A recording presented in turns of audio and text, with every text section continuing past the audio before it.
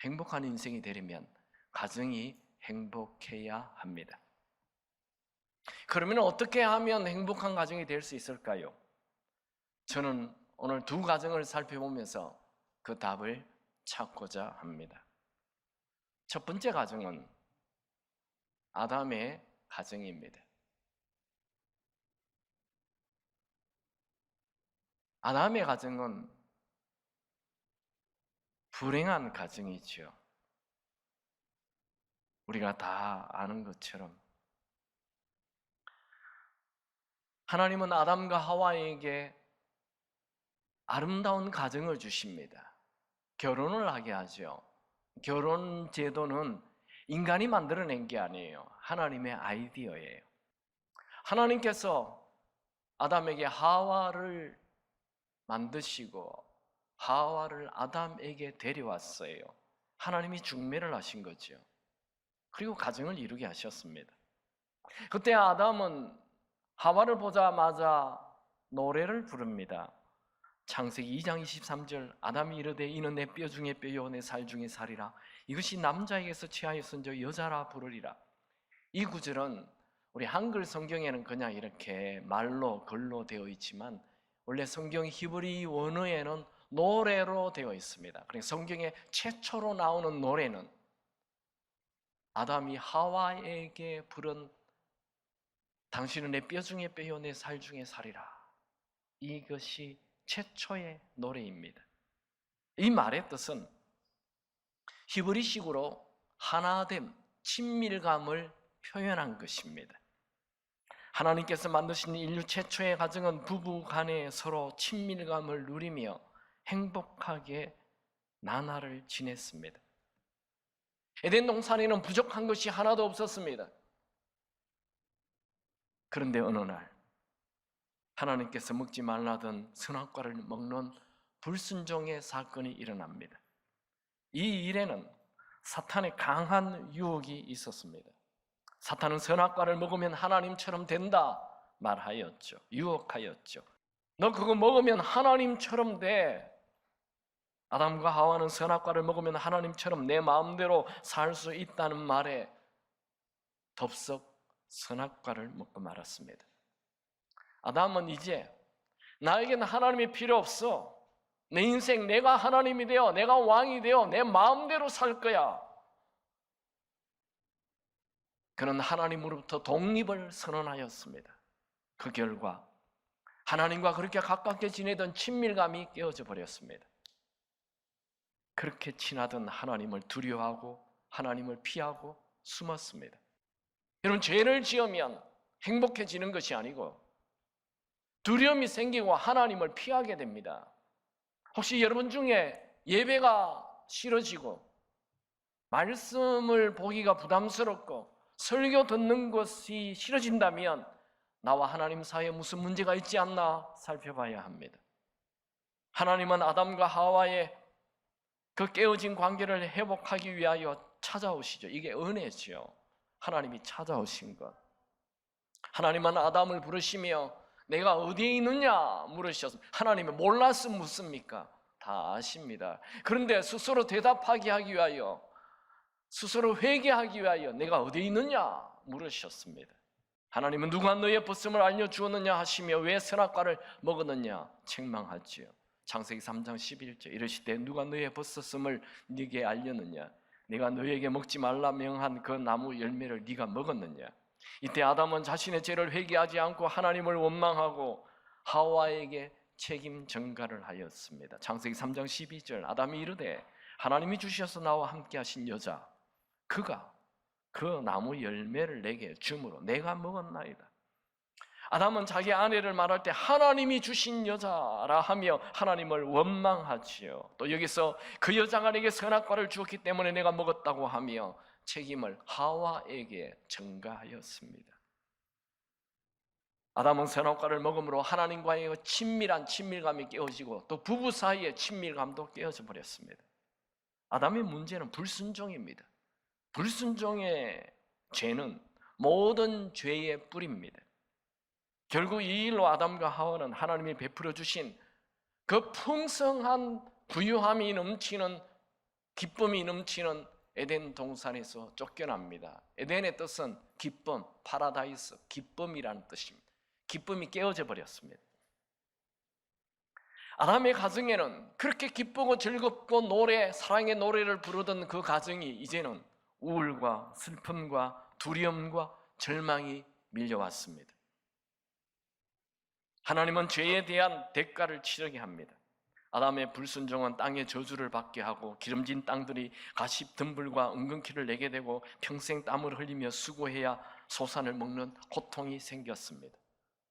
이날 이후 아담은 하나님과의 친밀감을 잃어버린 대가로 영원한 자원 결핍, 영원한 열등감, 영원한 애정 결핍, 영원한 외로움이 생겼습니다. 여러분, 만약 하나님께서 아담을 찾아오셔서 네가 어디 있느냐 물었을 때 아담이 변명하거나 책임 전가를 하거나 거짓말을 하지 않고 이렇게 했다면 어떨까요? 하나님, 내가 범죄하였나이다. 하나님, 내가 하나님께서 먹지 말라고 하신 선악과를 따먹었습니다. 이것은 모두 저의 책임입니다. 하나님께서 저에게 선악과를 먹지 말라 직접 말씀하셨는데 그것을 아내에게 잘 전달하지 못한 저의 책임이 큽니다. 그러니 제 아내에게는 긍휼을 베풀어 주소서 했더라면 어떨까요? 그러나 아담은 그렇게 회개를 하거나 용서를 구하지 않았습니다. 그는 거짓말을 하고 변명하고 합리화하고 책임 전가합니다. 아담과 하와는 에덴 동산에서 쫓겨나 얼마 있지 않아 가인과 아벨을 낳았습니다. 가인이 농사를 짓고 아벨이 양을 치는 청년이 되어서 하나님께 제사를 드린 이후에 끔찍한 살인사건이 일어났습니다. 형 가인이 동생 아벨을 쳐 죽였습니다. 인류 최초의 살인사건입니다.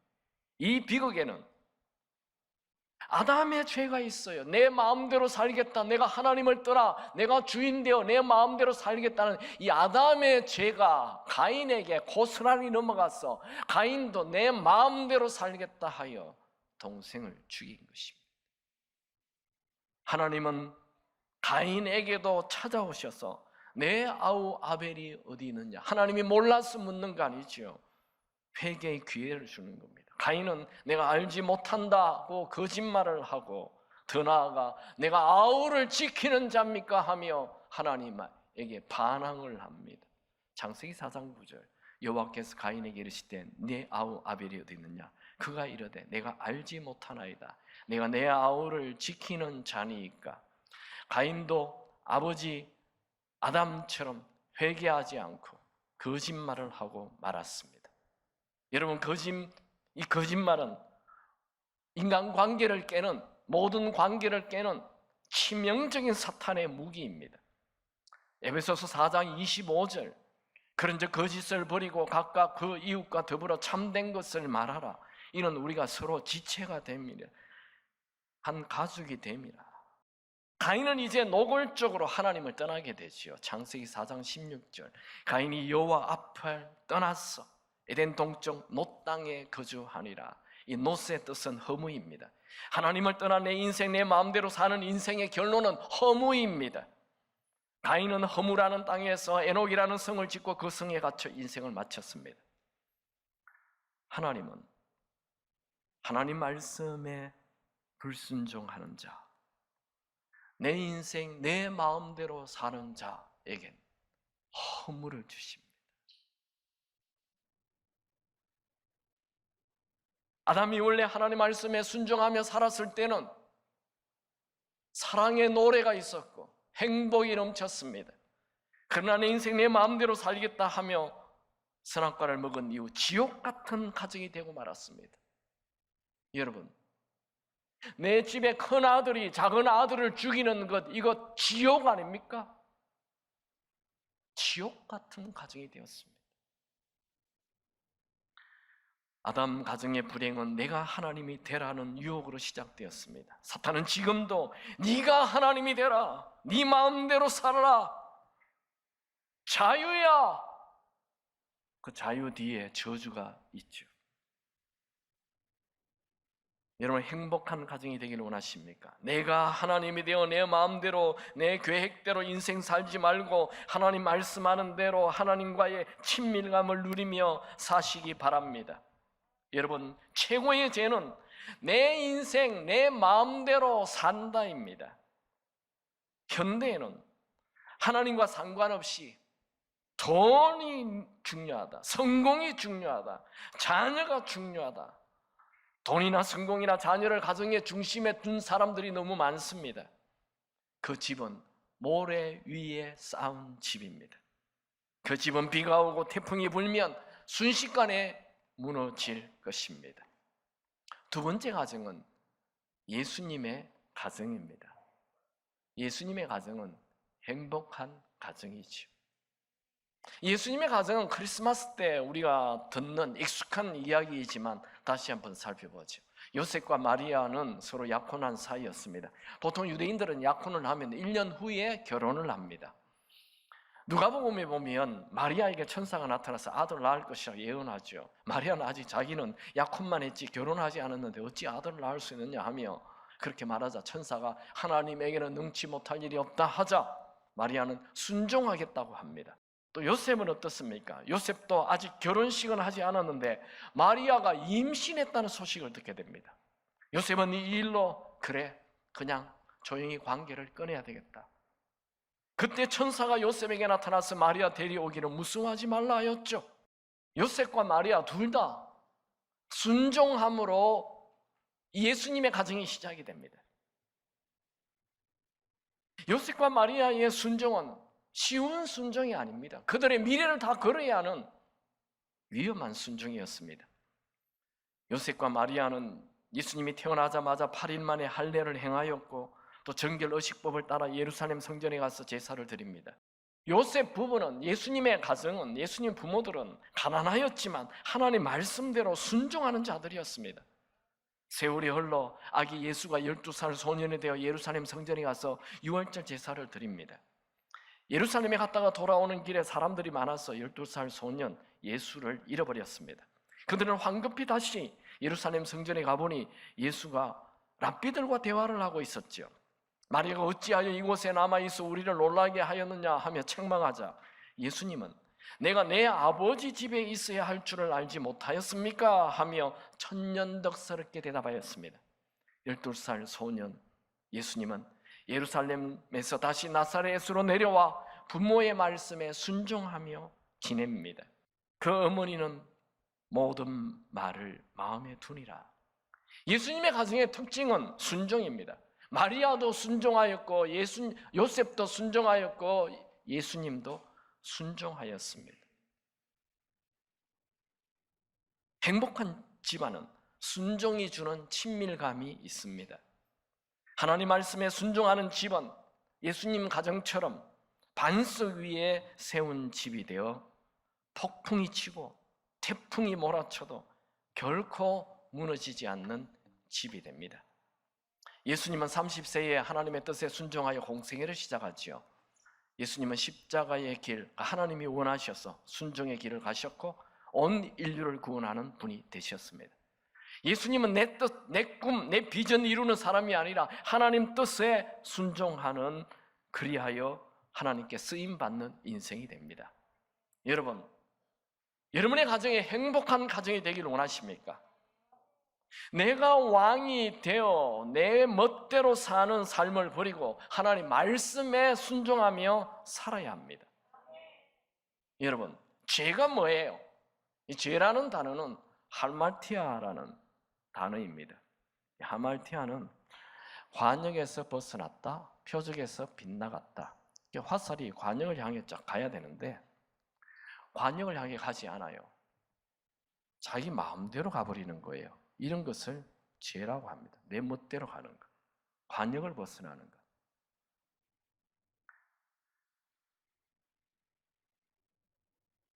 여러분, 내가 주인 되어 하나님이 정해놓으신 관역을 벗어나는 것, 이 위험천만한 인생입니다. 우리가 행복해지려면 하나님이 정해놓으신 관역에 다시 올려놓아야 합니다. 더 이상 하나님 말씀에 벗어나는, 하나님이 정해놓은 표적을 벗어나는 삶을 살면 안 됩니다. 만약 우리 가정이 다시 든든해지기를 원한다면 상황을 탓하거나 남 탓하는 것을 멈추고 내 자신을 바라봐야 됩니다. 내가 변하면 우리 가정 다 변합니다. 내가 하나님 말씀에 순종하고 내가 하나님과의 친밀감을 가지면 됩니다. 혹시라도 여러분 중에 가정이 불행한 분이 있습니까? 변명하거나 합리화하거나 남 탓하지 말고 내가 회개하고 내가 하나님께 용서를 구하면 됩니다. 지금 시작하십시오. 옳은 일을 하기에 너무 늦은 때는 없습니다. 내가 하나님이 되어 내 마음대로 사는 삶을 버리고 하나님과의 친밀감을 회복해야 합니다. 그리고 내 가족들과의 친밀감이 회복되어야 합니다. 여러분, 창세기 5장에 보면 아담의 후손이 나오고 마태복음 1장에 보면 예수님의 후손 족보, 두 족보가 나옵니다. 잠깐 볼까요? 창세기 5장에 아담 후손의 족보는 보면 죽었더라 다 죽는 걸 얘기합니다. 창세기 5장 5절 아담은 930세에 죽었더라. 창세기 5장 8절 셋은 912세에 죽었더라. 창세기 5장 11절 에노스는 905세 살고 죽었더라. 창세기 5장 14절 게나는 910세 살고 죽었더라. 창세기 5장 17절 마할랄렐은 895세를 살고 죽었더라. 창세기 5장 20절 야렛은 960세를 살고 죽었더라. 창세기 5장 27절 모두셀라는 969세를 살고 죽었더라. 창세기 5장 31절 라멕은 770세를 살고 죽었더라. 다 죽는 것으로 끝이 납니다. 반면에 창세기의 아담의 족보 말고 이제 신약의 마태복음 1장 1절 예수님의 족보를 보죠. 마태복음 1장 1절 아브라함과 다윗의 자손 예수 그리스도의 계보라. 2절 아브라함이 이삭을 낳고 이삭은 야곱을 낳고 야곱은 유다와 그의 형제를 낳고 유다는 다말에게서 베레스와 세라를 낳고 생략하고 맏다는 야곱을 낳고 야곱은 마리아의 남편 요셉을 낳았으니 마리아에게서는 그리스도라 칭하는 예수가 나시니라. 이게 낳고 제가 세어보니까 39번 나왔습니다. 똑같은 족보인데 아담의 후손은 죽고 죽으니라. 예수님의 족보는 낳고 낳으니 나시니라. 이것은 저자의 의도가 숨겨져 있습니다.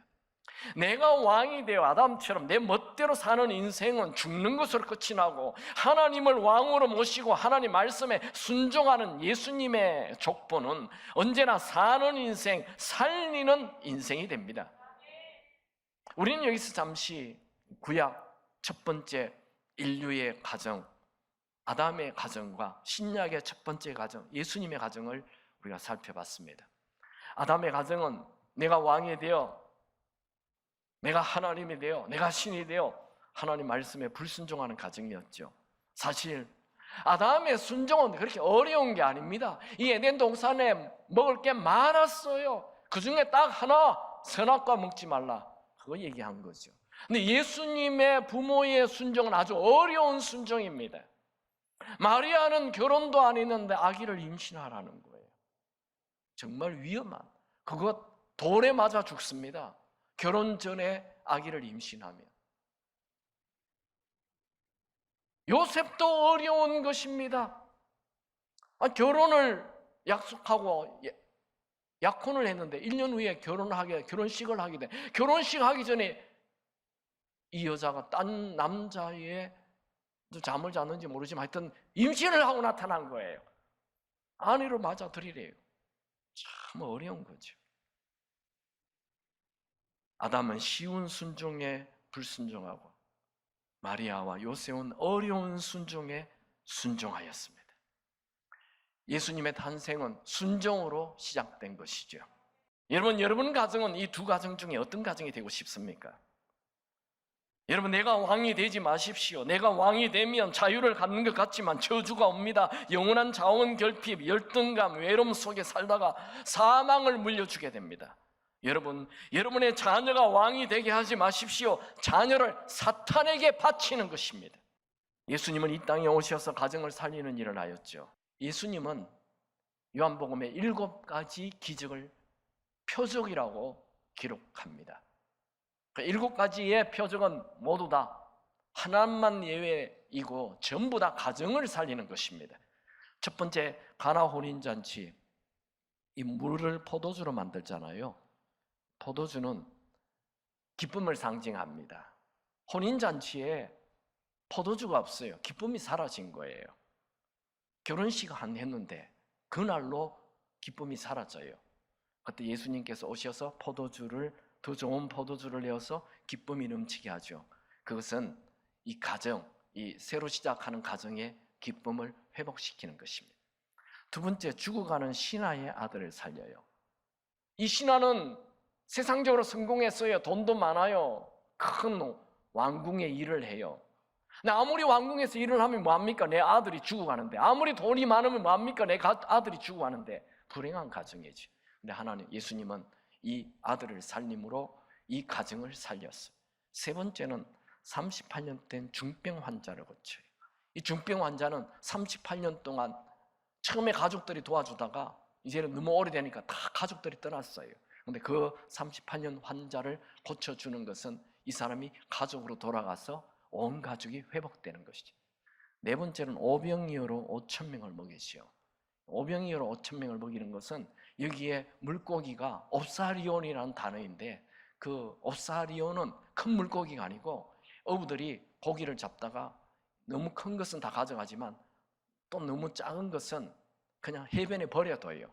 그 불쌍한 사람 먹으라고. 그게 옵사리온이에요. 그러니까 이 소년은 아주 가난한 소년이었던 것입니다.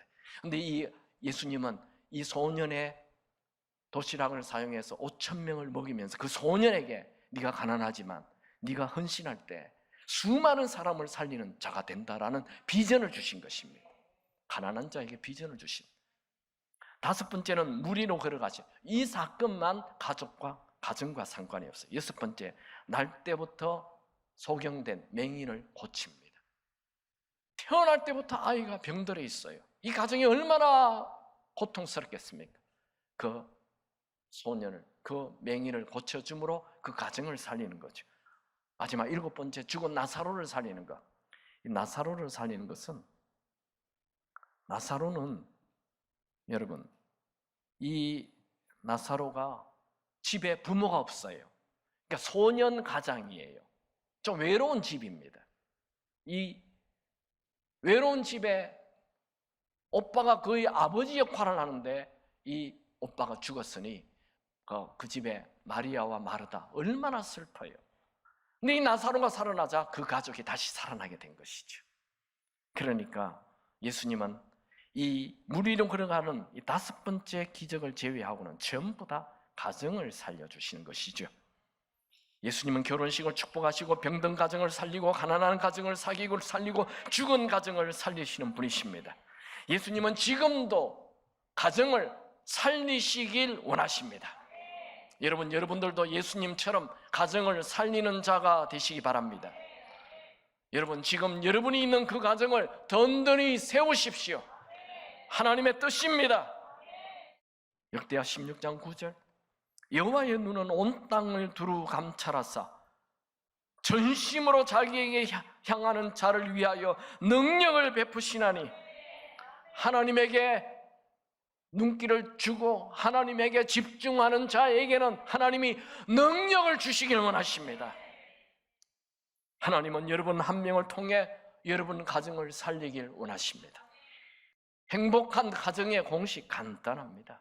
내 마음대로 산다, 지옥 같은 가정 될 것입니다. 하나님 뜻대로 산다, 천국 같은 가정 될 것입니다. 사랑하는 기쁨의 교우 여러분, 여러분의 모든 가정이 천국 같은 가정 되기를 축원합니다. 혹시 하나님으로부터 멀리 떠난 분이 있습니까? 다시 십자가의 사랑, 나를 아들 죽여가면서까지 사랑하시는 그 십자가의 사랑 가까이 하나님 사랑에 다시 잠기시기 바랍니다. 하나님은 여전히 여러분을 통해 여러분의 가정을 회복하시길 원하십니다.